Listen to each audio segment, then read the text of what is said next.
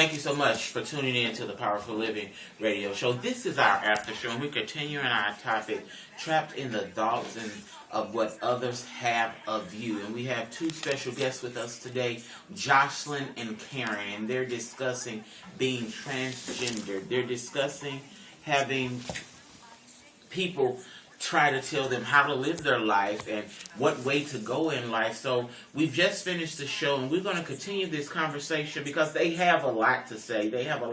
And so now we're going to have some of our creative team also come in, and they have questions for them as well as me. So I'm going to introduce our creative team. Tiffany Innerpeace Woods will be asking some questions. I don't know if Verietta will be asking any questions tonight, but if so, you'll hear her voice. And we have Irma Long with us on this evening, and she may have some questions that she'd like to ask our guests also as well. So I do have another question that I want to ask them before the others chime in. I just want to know, are you happy since you came out? Yes. That's the short answer, but yes. Yeah, I'm overly ecstatic. Ecstatically, yes. What makes you so happy now? Because we don't have to pretend. There's a lot of stress into lying and living a lie. Because you just have to... It's a lot of work. It just is. Well, honey, what makes me happy is I can go shopping. And I can find all the cute clothes and the jewelry and the hair and the makeup. And I can just be me, and I don't care what nobody got to say. And I know I look good. Mm-hmm. Okay, so you said what makes you happy is that you can go shopping. So have you lived your whole life feeling like every day when you got up to get dressed for school, when you got up to go to work, when you got up and put on shoes, when you got up and put on drawers, that you was doing it for somebody else? Yes. Wow. And Karen, like you said, as we was recording the show earlier, you said that you went to the service and you knew that if you got killed or you didn't come back home, you would leave your family a legacy knowing that you died doing something.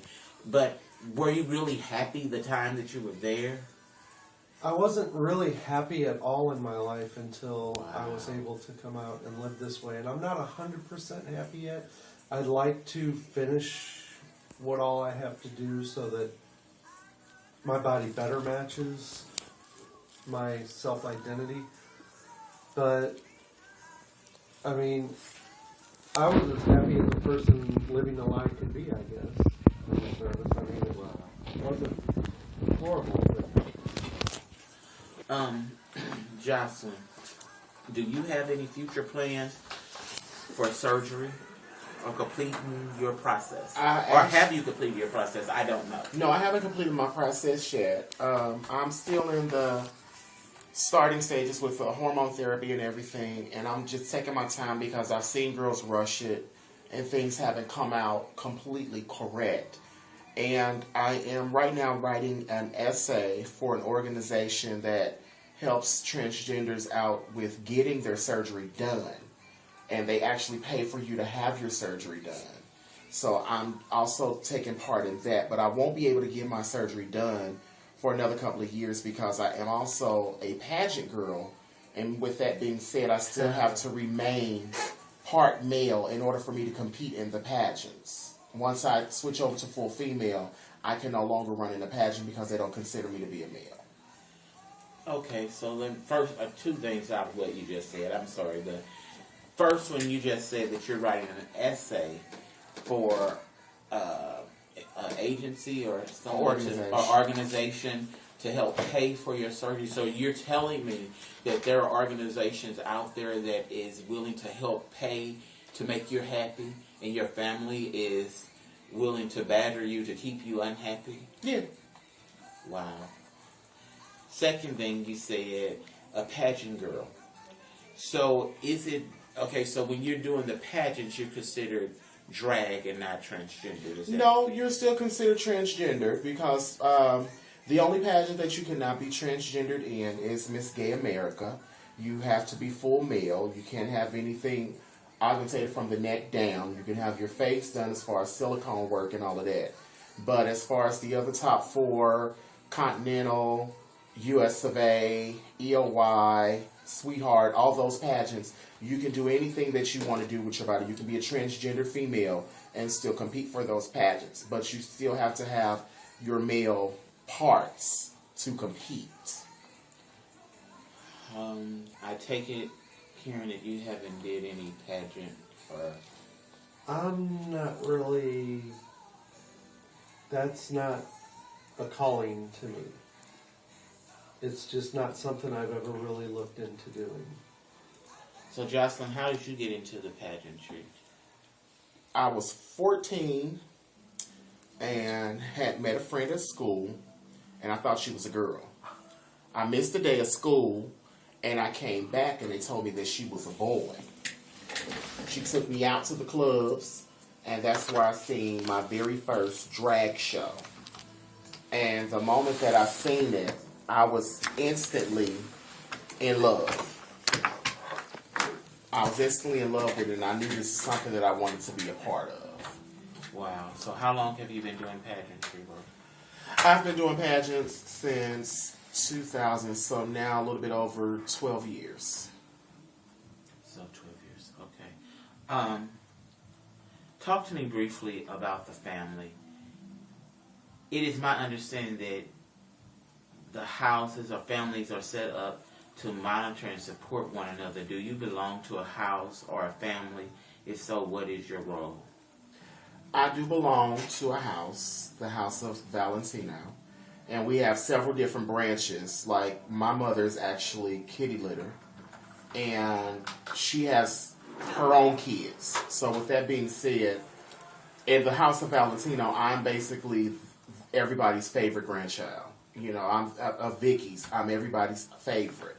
I am the one who basically, when it comes to pageant time, I'm the one everybody's getting behind. I'm the one everybody's pushing because I have the, I guess you could say, the drive and the talent to go ahead and win it. With Kitty, I am what they call second in command out of all of her kids. Kitty has a total of, in the litter, she has a total of, it's like 9 of us.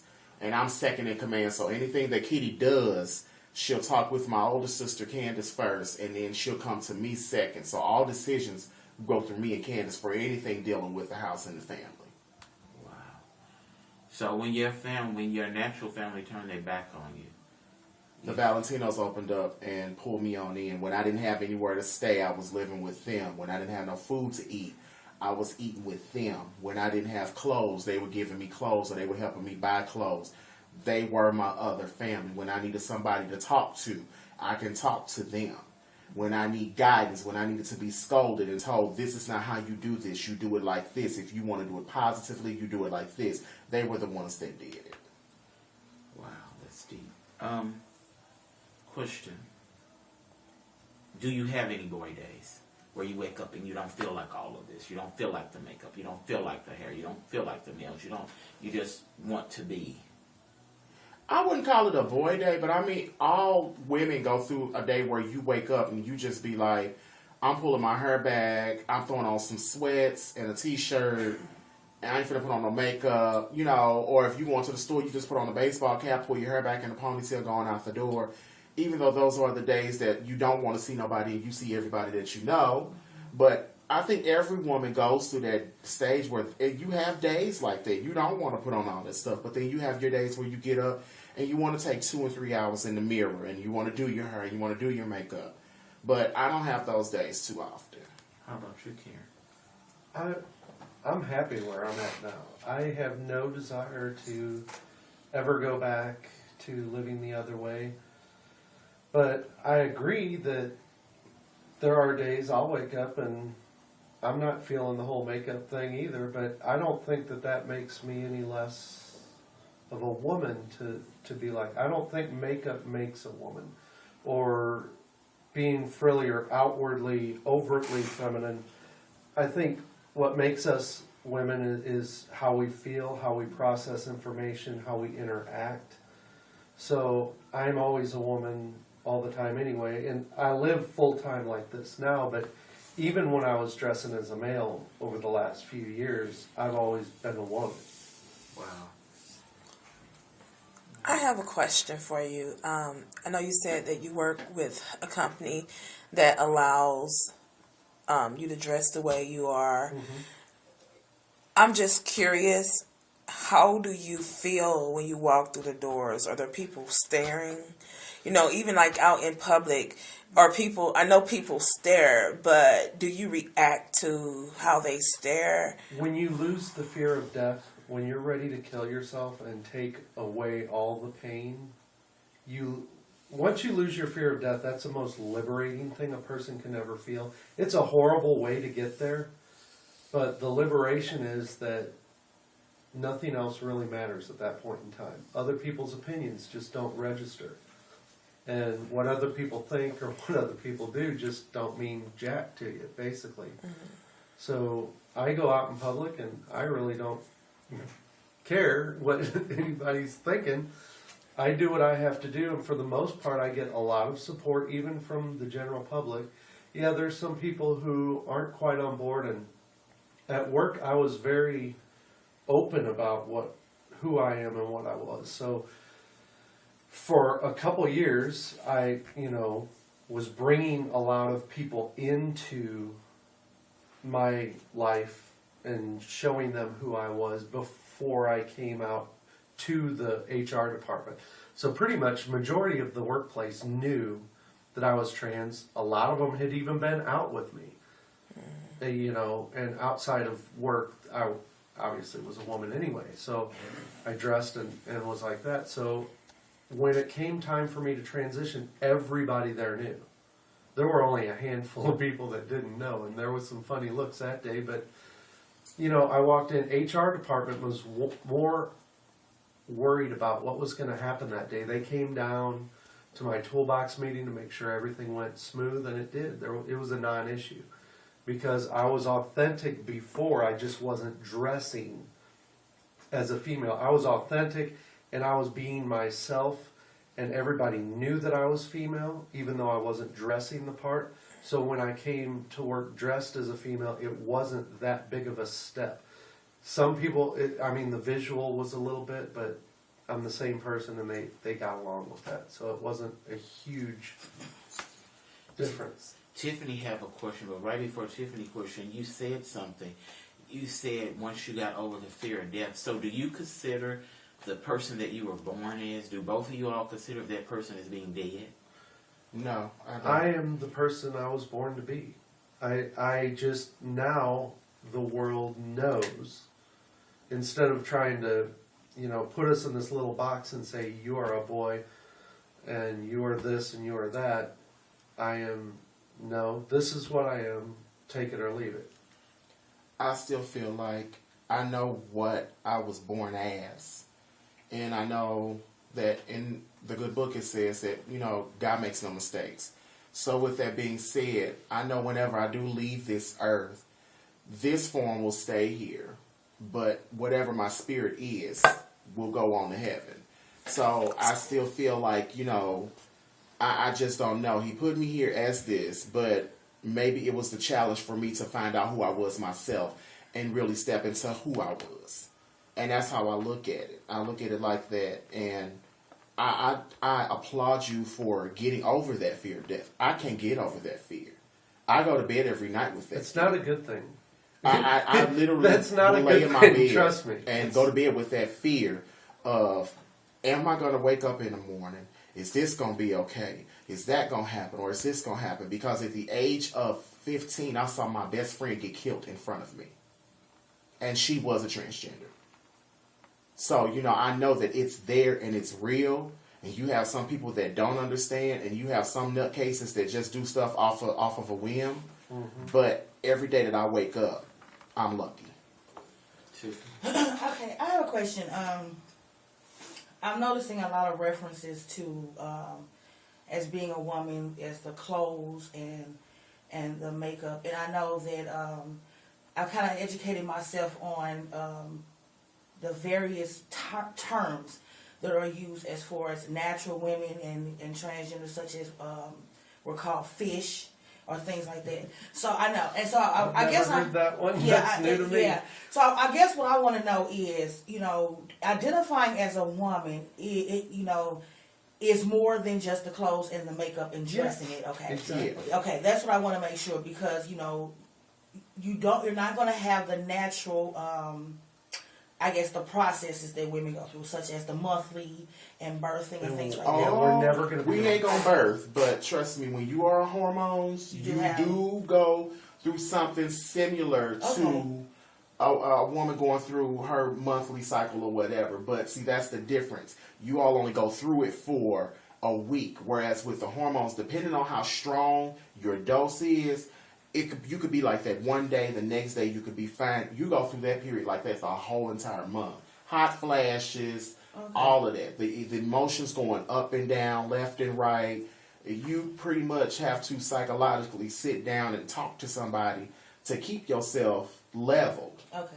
And that was actually my question, because I know with the hormones that you're taking, it's actually synthetic hormones are putting in you as what a natural. So I wanted to talk about, like, do you have mood swings? Do you have, those bipolar moments that, natural women have?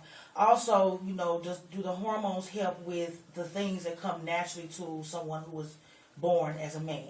Do they help with the like hair and things like that? The hormones pretty much basically, different hormones do different things. Like right now I'm on the Depo-Del estrogen shot, and I take 40 milligrams a month. They make my nails grow. And I also take spirolactone, which is a testosterone blocker. That stops the hair from growing on my face. That stops the hair from growing on my chest. The Depo shot basically makes my hair grow, makes my nails grow, enlarges my breasts. It does all of that. But along with that, I don't know if women go through it when they're hitting puberty or whatever, but I think you all go through it when you're pregnant. The soreness of your breasts and all of that. I mean, some days you just wake up and you don't want to put on no shirt. You don't want to do nothing. You don't want to be bothered. Don't talk to me. If the dog barks the wrong way, you ready to toss him out the window. And you have to pray. You do. It just those days get that bad to where you lay there and you cry and you curl up in a ball. That's why I tell women now, if family members or whoever, I have a much greater respect for you all. I understand now why men cannot get pregnant and why men cannot have babies. Because it is a lot of pressure and it's a lot going on. And your body is going through this, and you have to, us as transgender have to sit there and say, how do they do this? If this is a lot, how do they have a baby? And that was the second part of my question. Now, going through all of that, I understand you're saying that you're happy, but do you really feel that this is worth it? Wow, that's the question I was Yeah. Because I'm listening to what you're saying. Do you feel that it's worth it going through this just to say that I'm happy? Yeah. You can't put that into words, because it's about being yourself finally and being authentic to who you are individually. So it's not an issue of, is it worth it? Well, you come to a point to where you can't live the lie anymore. You're so empty inside that, you don't feel loved because people don't love you. They love what you pretend to be. So you can never really find happiness like that. And that you mean pretending to be male? Yes. So you feel like being male, you've been pretending all that time? Well, see, with me, what I had to come to the conclusion was, before I expect anybody else to love me, I have to love myself. And in order for me to love myself, I have to be myself. So for me to go through everything that I'm going through to get to the point that I want to get to, yes, it's very much so worth it. It's worth it because in another aspect, when we put it into other people's terms, the trials and tribulations that you go through every day, when you get to the end of it and you get that reward and you turn around and you look back, everything that you went through to get to that point, it was worth it. Wow. You just said something that just really, because it's befitting for whether you're transgender or whether you're human, that's what happens a lot in life. People love who they want you to be, and they don't love who you really are. So you continue to try to be who everybody else wants you to be, which is what this show is about, just so you can feel the love, but really you're not feeling the love. So how do you basically unwrap the love that they've already showed you to become who you are and who you love, and then once you unwrap that to become who you are and who you love, only to go through the experience of them not loving you for real, them not accepting you, them not wanting to be around you. As you said, them disowning you, them not talking to you, them not answering your phone calls, them telling you not to come. I heard you say during the recording of the show that you've been told don't come to certain family functions. How do you go take that and know that at one point I was accepted at all of this, and now I can't go to anything? So are you saying that the way that you feel, the love that you have for yourself, you would rather not have all of that, all those people love you, just so that you could be happy? Mm-hmm. Because at the end of the day, I can have their love, but I won't be happy. So what am I doing here? But whose love? I'm wasting my time. Whose love is it? Because they don't even know you. They don't love you. So you're saying that they have all that love. That you really don't have all that love. All you have is them loving what you're pretending to be, not loving you. So you don't really have the love initially. Wow. I have a question. Jocelyn, you spoke of everybody, your grandmothers, you spoke of your uncles and your cousins, except you never spoke of your mother until the very end when you said that you had to respect your mother and your grandmothers. How does your mother feel about Jocelyn? My mother doesn't like that Jocelyn is here. My mother is trying to get to a point where she can accept Jocelyn, but it's not moving like I want it to move. And with that being said, we've had fallouts, we've had disagreements.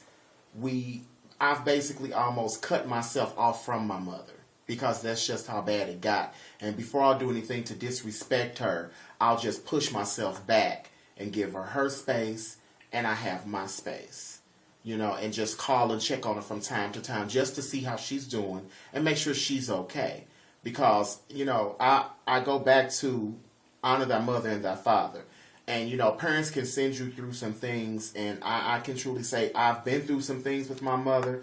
I love my mother with all my heart, but it's just something that it's going to take her some time to accept. But, you sit there and you look and say how much time when this has been going on for I don't know how long, but I just have to look at it from her point of view also. So that's how I'm dealing with that right now. Jocelyn, we did reach out to your mother and invited her to come onto the show to discuss this issue with you, and she simply refused. She said it's just not something that she can deal with right now because she knows what she gave birth to.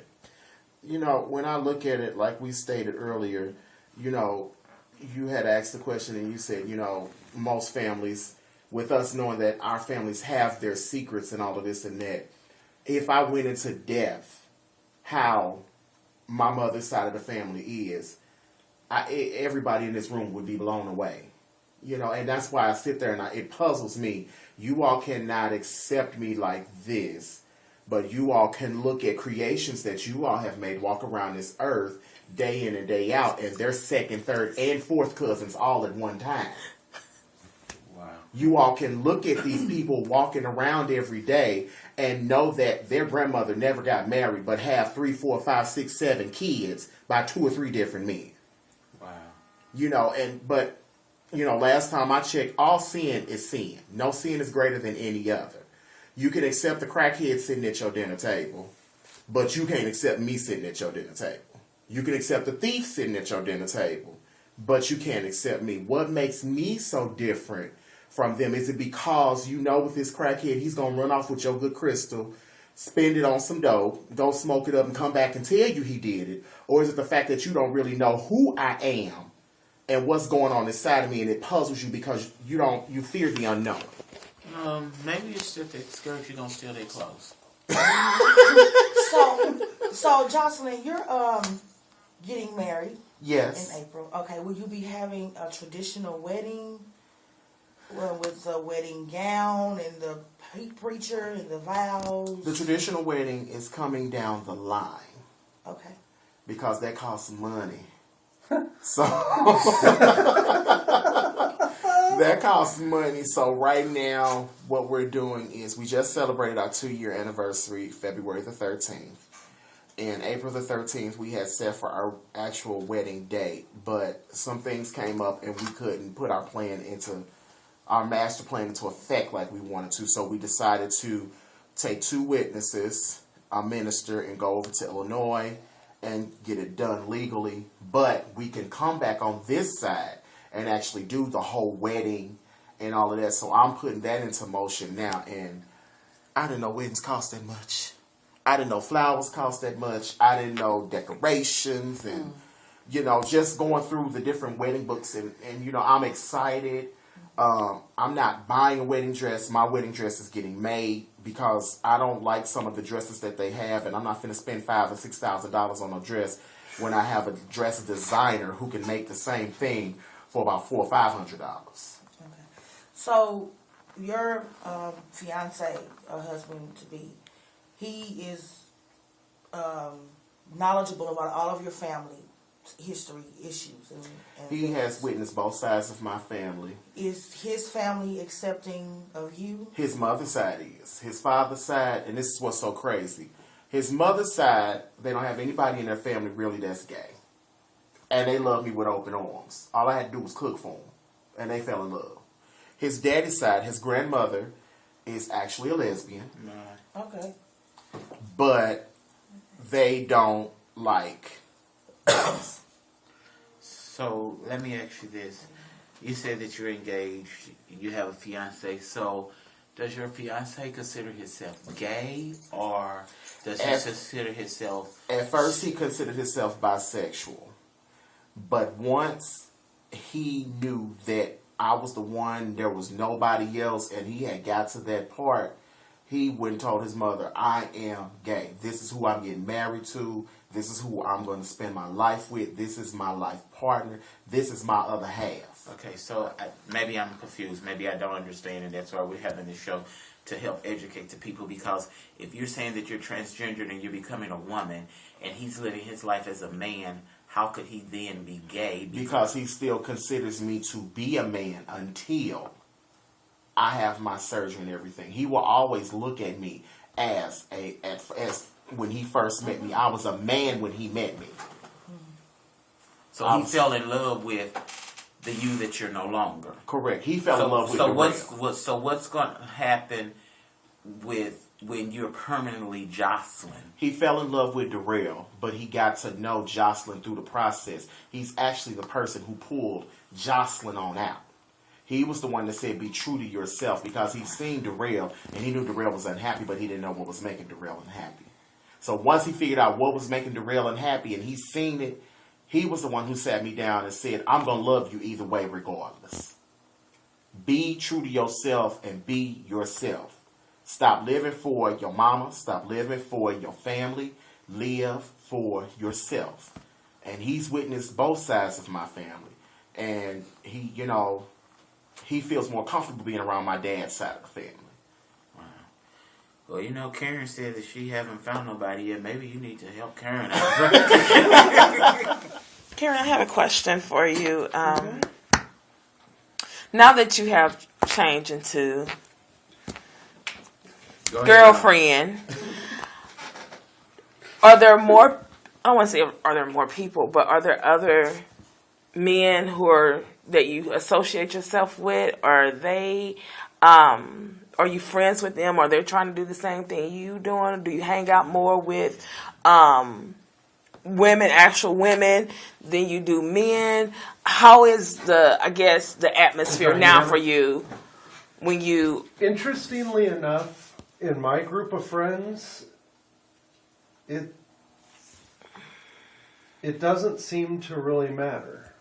The ones that I've kept up with since, I don't know, since 98 or 2008, I mean, since we had our 20-year reunion, a lot of my alumni friends and friends at work and everything, I haven't really had any fallout there are, some guys that, I guess have to save face. So But I mean, for the most part, I am in awe of how comfortable a lot of my male friends are with their sexuality, because most of them have not treated me any different. They still treat me with respect, and I mean, they know that I'm not like, trying to seduce them or anything like that. So, I mean, we all have that mutual respect. So, I don't think anybody really cares one way or the next. I had a friend on Facebook, I had a little rant going, I don't know, a week or two ago about another person that had a comment. Well, there are some people who unfortunately, quote, find Jesus, unquote, and also find bigotry at the same time. And I'm not. You don't have to be transgender for that. Yeah. No, I'm just saying. I'm just saying that there's a whole show right there with the found Jesus but found bigotry in it. So, but I was making a rant and. Actually, your rant is what made me reach out to you because we was. Oh yes, that's right. Yeah, we you were saw working that on rant. this I show. forgot We all already about had Jocelyn scheduled, and I was like, let me inbox this person, and I inboxed. I forgot all about that. Yeah, and willingly you came on the show. Do you attend church services, both of you? I do. I'm not You a religious. attend- I don't attend every Sunday, but I do attend, and I do attend as Jocelyn. Okay. And your church is okay. No one has ever approached you. No, because it's basically, I don't want to say a gay church, but they welcome everybody. Okay. And you say you're not religious at all? I'm not a very religious person. Like I said, I spent so many years trying to rectify the fact that I'm this way that I've gotten to the point to where I've pretty much thrown everything out except the love part. Anything that's not in red in that book, I don't pay attention to. So you don't pay attention to John 3:16 because that's not in red. It says, "For God so loved the world that He gave His only begotten Son, that whosoever believeth in Him should not perish but have everlasting life." That's love, but it's not in red. Well, yeah. But you get what I'm saying. A lot of my thoughts on the whole biblical thing is the way that think of how you came up as a child. And I see the human race as a child that's being raised.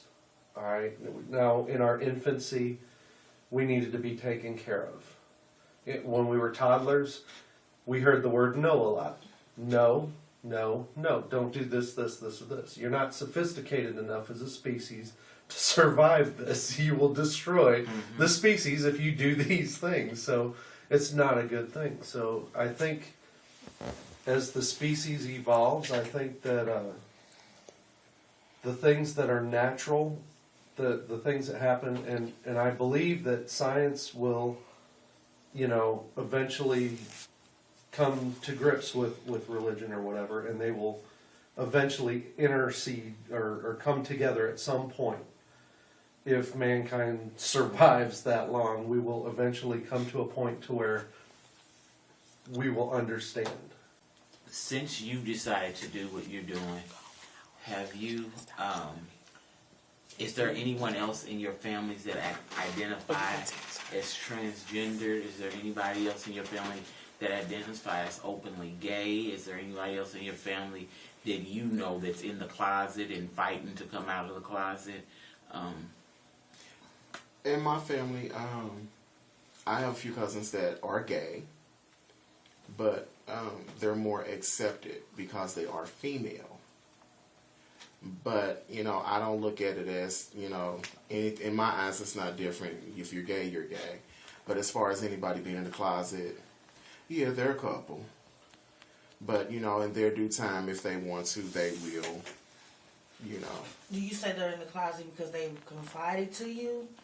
Or that's just because you have learned just how, I guess, the demeanors and the behaviors and just of knowing this person and then knowing yourself, you know that they are? No, it's when as far as, them, telling me certain things and all that kind of stuff. So, and it's understandable because a lot of people don't know how to come into what they are, who they are. And I've even seen some people take their lives once they came to the realization that this is what they were. So, you know, you just have to let people take their time and do what they got to do. And all you can do is just be in their corner and be there for them. How about with you? Well, I had an aunt who was out anyway. And I have another cousin who, you know, is bi. So it's not that big of a deal. I think you know, between my aunt who went before me, I think she kind of broke ground on that whole thing. So she was a trailblazer per se. She was the trailblazer in the family and kind of got that going. And then when my news came out, it was a whole different direction. So between her and my thing, I think everybody at this point is just like, you know what, I'm going to be over here with the VO. You just go do what you got to do, and it's all good. So, well, honey, I think I was a trailblazer for my family because, baby, I came out, and the next thing you know, and it was just all Domino effect. Then. Domino effect. Everybody just, I was like, well, hello. So yeah, I was a trailblazer. So basically, you saying you the motherboard of the. I sure am. Wow. Irma, don't go there.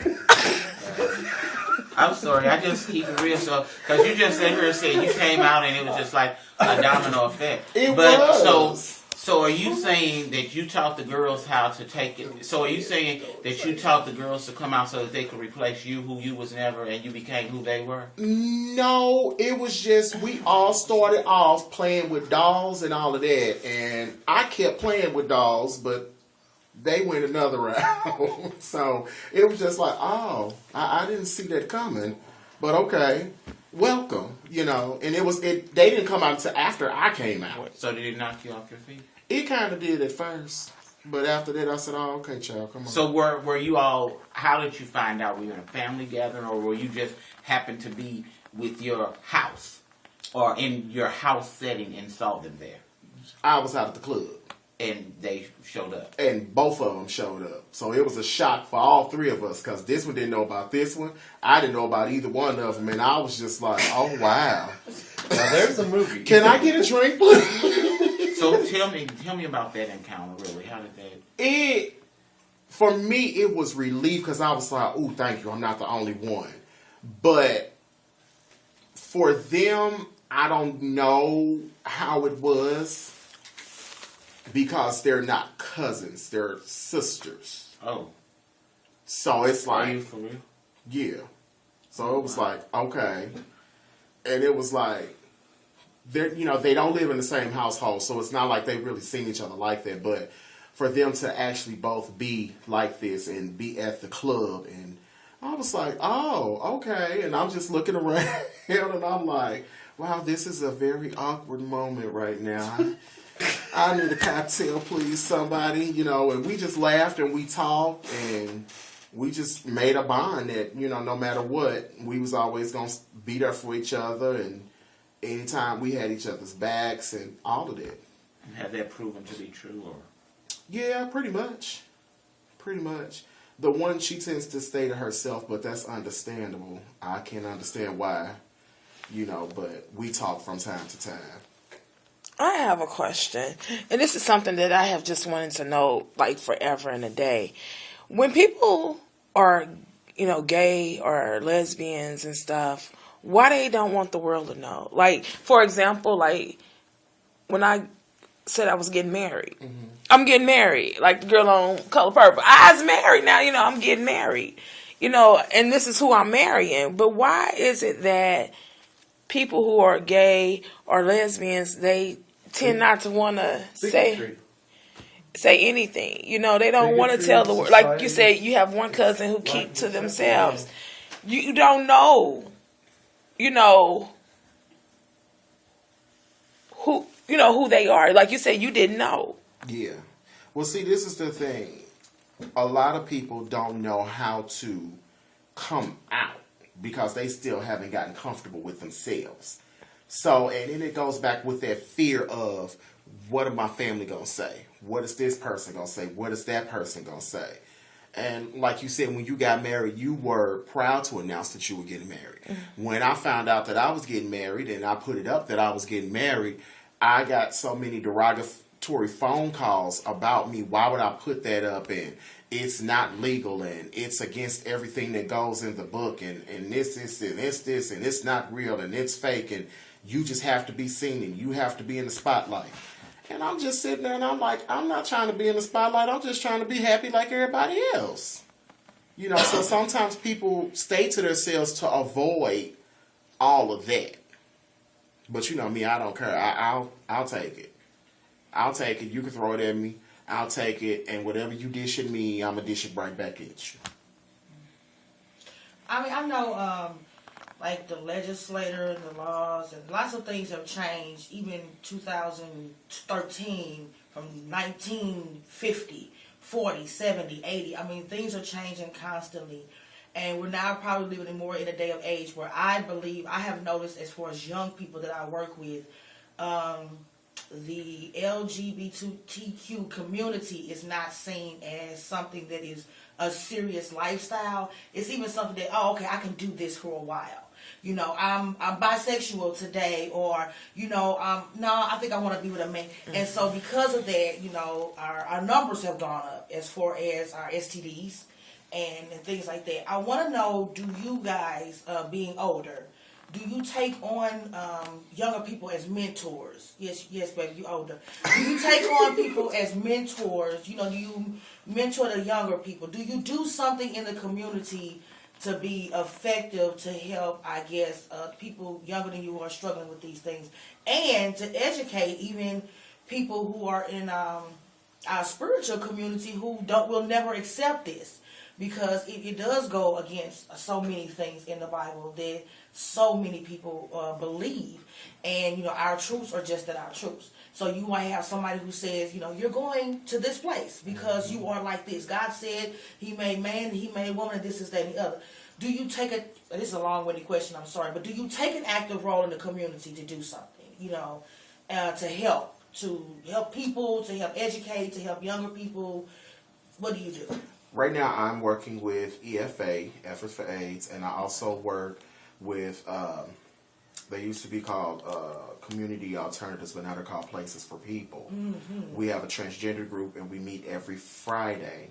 And basically, if we're not in the group meeting, we're going out to, you know, different locations where we know the girls are, to educate them and let them know, hey, you can get an actual job working. Mm-hmm. You don't have to sell yourself. Mm-hmm. You don't have to be out here as a call girl and all of that. You know, you can actually work and have a productive living. To note also that just being a member of the LGBT variation of our species, because I don't consider myself part of a community, I'm part of society at large. Mm-hmm. So I don't really consider myself part of a fringe group, but I think it's important to note that promiscuity is not synonymous with being LGBTQ. Mm-hmm.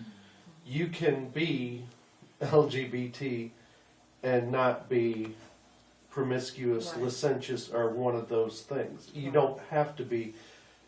I'm celibate. I don't have any intention of not being that until I find somebody that I make a connection with.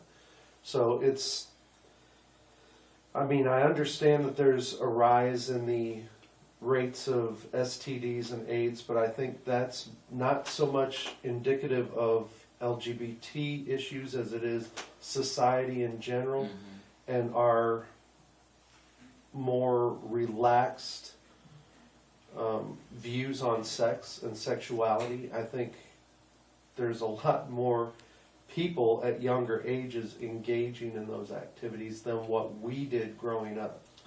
I didn't want to make it sound like that's what I was saying. No, I understood what you were saying, but I wanted the people a lot of listening. People that I work with, you know, that is their mentality, that this is not real. Like you said, this is a part of society.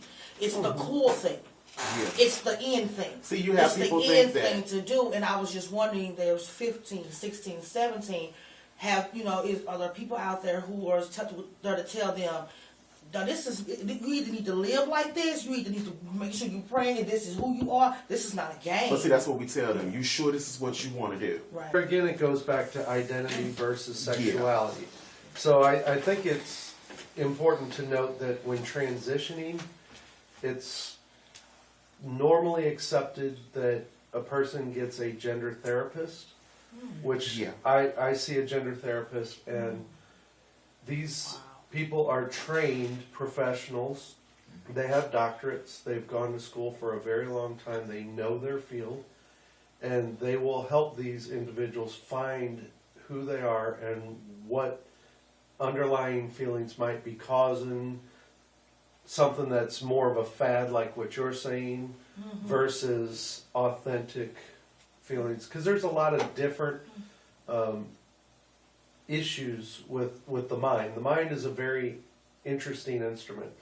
A little bit of chemistry can do a lot of crazy stuff. So they have professionals that look at everything, and they work together with, like my doctor works with my therapist, and together they are a team. So they work as a team on my prognosis, and they, are like, okay, this is where you're at. You understand this. You think like this. This is the way you process this information. This is the way you go about your life. This is the way you feel about life. So there is a process that if you're going to transition, that you will get help from, highly educated individuals that are there.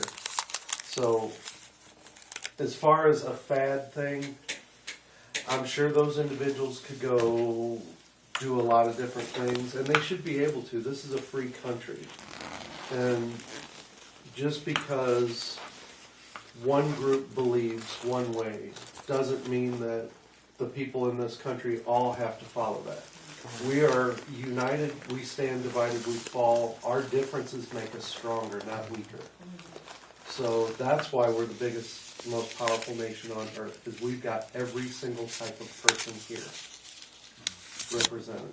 Karen, I've listened to you talk throughout the night, and I've noticed that you're a very modest person, and you still hold high values and standards. Not saying that you don't, Jocelyn, but I just listen to the way that you talk, such as you live in celibate and so on and so forth, and you're really living, even though you say you're not a very religious person, but a lot of your values are coming off as a lot of religious values. Basically, like you're saving yourself till you get married. If you find that person, it's not like you're just out here, Well, I'm not saying I'm a virgin. I'm just saying that. I'm sorry. I'm just saying that I'm not going out and sleeping with everybody. yes, that's not what's going on. I have to be committed. I need a commitment. I need to know that someone's going to be there for me and that they have a spot in their heart for me. I don't have the same sex drives that a lot of people have. I'm in my 40s, so I don't really have a whole lot of that anyway. So the biggest thing that pushes me is love and interaction, intimacy, more so than anything else. But I think it's interesting to note that there are a lot of transsexuals that are very conservative. There are a lot of transsexuals that are very religious too, but you'll find that a good portion of people like myself are more conservative and aren't as, as free. And I think the more we are accepted in society, you don't have to agree with the way we are or whatever, but if you respect us and allow us to live our lives and allow us to work and function in society as the same way as everybody else, then we are productive members of society. We can be good members of the community. We can, do all those other things that everybody else does. It's just a matter of perceptions at this point. We're the new era of violating the Jim Crow laws. The Jim Crow laws of our day are against the transgender people, and we've already gotten rid of a lot of those laws that are keeping the gay community down. But the trans community is still being held down from a lot of oppression and a lot of confusion. And I think the more we talk about the clinical and scientific data, and the more we get universities to actually study these issues more and to come out forward and say, okay, well, this is a biological process. This is what happened. It's not that God made a mistake. 1 in every 100,000 males born is going to be male to female transsexual just by the roll of the dice. And 1 in every 300,000 is going to be a female to male transsexual by the roll of the dice. That's funny that you would mention the Jim Crow laws, because my next question, my last question, and I won't bother you, but it was going to be, you know, this whole subject is very important to me because of the young people that I work with. And some of them have gone through some pretty horrendous things. And I've read, you know, in research as I learn and constantly am learning and evolving to continue to work with them with passion, you know, of so many hate crimes that go on in like other places, like unbelievable hate crimes, including I think one just a few months ago, maybe this past summer in Chicago, where a very well-known performer was like shot and killed and found in the alley. So I was wondering, have you, you know, if you're comfortable, experienced any type of hate crime where you were actually maybe physically assaulted, you know? If so, do you take safety precautions as you go into the community to shop and things like that, being who you are? And some people may, you know, actually, well, I'm looking at both of you and then, you know, I don't know. But, you know, somebody might look and say, well, I'm going to do a double take, and, you know, you have people that do discriminatory things. I was wondering if any of you have ever, you know, experienced that, and what do you do? I haven't experienced it as far per se as to myself, but like I said, I witnessed my one friend getting shot to death, and the back door that she was trying to get into wouldn't open, and I'm watching her run across the field, and there's every time she is taking a step, another bullet was hitting her, and she was still running. Another individual lived out in Los Angeles with me, and that's the one that I told you who I met here in school, but she moved out to LA. Shortly after I left LA, I went back out there to visit, and they found her body decapitated in several different buildings. You know, so I look at these things, and a lot of this played a big part in, do I really want to be myself truly? Knowing what they went through and what they endured. Well, we thank both of you for coming on the show today and discussing this issue with us. We look forward to having you back after you have completed your surgery, or after you've gotten married, Jocelyn, after you found the love of your life, Karen, to discuss after I do. Again, we thank you for tuning in to the Aftershow of the Powerful Living radio show with your host, the Empowerment Doctor, Toriel Anthony, and with the creative team, Tiffany Innerpeace Woods and Varietta Anthony. Thank you, and